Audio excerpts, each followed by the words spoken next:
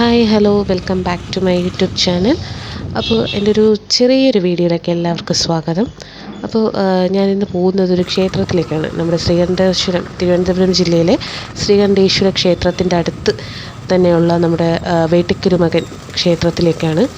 അപ്പോൾ ആ ക്ഷേത്രത്തിലെ ഈ എല്ലാ വർഷവും നടന്നു വരുന്ന കളമെഴുത്ത് പാട്ടും തേങ്ങ എറിച്ചിൽ എന്ന ഒരു ഉത്സവമുണ്ട്. എല്ലാ വർഷവും നടന്നു വരുന്നതാണ്. അപ്പോൾ അതിൻ്റെ ഭാഗമായിട്ടാണ് ആ ക്ഷേത്രത്തിൽ തൊഴാനും പിന്നെ അന്നദാന പ്രസാദവും ഉണ്ട്. എനിക്ക് ക്ഷേത്രത്തിലെ പ്രസാദമൊക്കെ വളരെ ഇഷ്ടം, ഭയങ്കര ഇഷ്ടമാണ്. അപ്പോൾ അതും കൂടെ ആ പ്രസാദത്തിന് കഴിക്കാനും ക്ഷേത്രത്തിൽ തൊഴാനുമായിട്ടാണ് വന്നത്.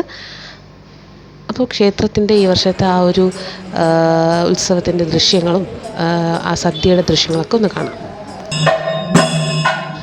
ഈ ക്ഷേത്രം 260 വർഷത്തിലധികം പഴക്കമുള്ളതാണ്. അതായത് കൊല്ലം 904 തിരുവിതാംകൂർ ഭരിച്ചിരുന്ന ശ്രീ മാർത്താണ്ഡവർമ്മ മഹാരാജാവാണ് വേട്ടക്കുരുമകൻ്റെ ഭഗവാന്റെ പ്രതിഷ്ഠ ഇവിടെ പ്രതിഷ്ഠിപ്പിച്ചത്.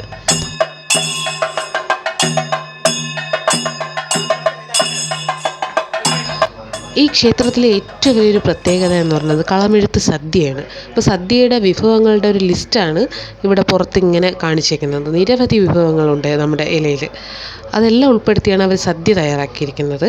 അതിൻ്റെ ദൃശ്യങ്ങൾ കാണാം. അപ്പോൾ ആ ഒരു സദ്യ കഴിക്കാനും കൂടെ വേണ്ടിയിട്ടാണ് ഞാനിന്ന് ഇങ്ങോട്ട് വന്നത്. അപ്പോൾ നമ്മൾ സദ്യ കഴിക്കാനായിട്ട് പോവുകയാണ്. ഓരോ പ്രാവശ്യവും 300 പേർക്കിരുന്ന് കഴിക്കാൻ പറ്റുന്ന രീതിയിലാണ് ഇവിടെ സദ്യയുടെ ഒരുക്കങ്ങൾ ചെയ്തിട്ടുള്ളത്. അപ്പം നമ്മളിവിടെ കുറച്ച് നേരം വെയിറ്റ് ചെയ്ത് നിന്നിട്ട് അകത്തേക്ക് കയറി. അപ്പം ആദ്യം കഴിച്ചുകൊണ്ടിരിക്കുന്നവർ കഴിക്കുന്നതേ ഉള്ളൂ. അത് കഴിഞ്ഞിട്ടാണ് നമ്മൾ കയറാനായിട്ട് വെയിറ്റ് ചെയ്യുന്നത്. അപ്പോൾ അതിൻ്റെ സൈഡിലായിട്ട് ഈ ഐറ്റംസ്, അതായത് വിഭവങ്ങൾ ഇങ്ങനെ വെച്ചേക്കുന്നത് കാണാം. അപ്പോൾ അതൊക്കെ ഞാനൊന്ന് നോക്കി. അപ്പോൾ അതിൻ്റെ ഇപ്പോഴത്തെ സൈഡിലായിട്ടാണ് ഇരിക്കുന്നത്. അപ്പം ഞാൻ അകത്ത് കയറി ഇലയിട്ടു. അപ്പം ഈ 300 പേർക്ക് വിളമ്പുന്നുണ്ട്. കുറച്ച് താമസം ഇങ്ങനെ വിളമ്പി വരുന്നതേ ഉള്ളൂ.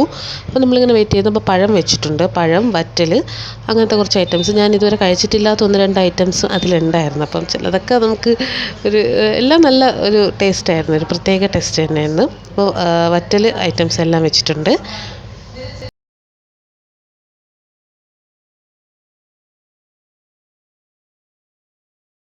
ഭഗവാന് ഒരുക്കിയിരിക്കുന്ന സദ്യയാണ് ഇപ്പോൾ നമ്മൾ കാണുന്നത്. വിളക്ക്, ദീപമൊക്കെ തെളിയിച്ച് വെച്ചിട്ടുണ്ട്. അപ്പോൾ അതിന് മുന്നിലായിട്ട് നമുക്ക് കഴിക്കുന്നതിന് മുന്നിലായിട്ട് ഇങ്ങനെ ഒരു കച്ചേരി അല്ലെങ്കിൽ ഒരു ഗാനമേള പോലെ ഒരുക്കിയിട്ടുണ്ട്. അപ്പോൾ അതും കണ്ടാണ് നമ്മൾ ആഹാരം കഴിക്കുന്നത്.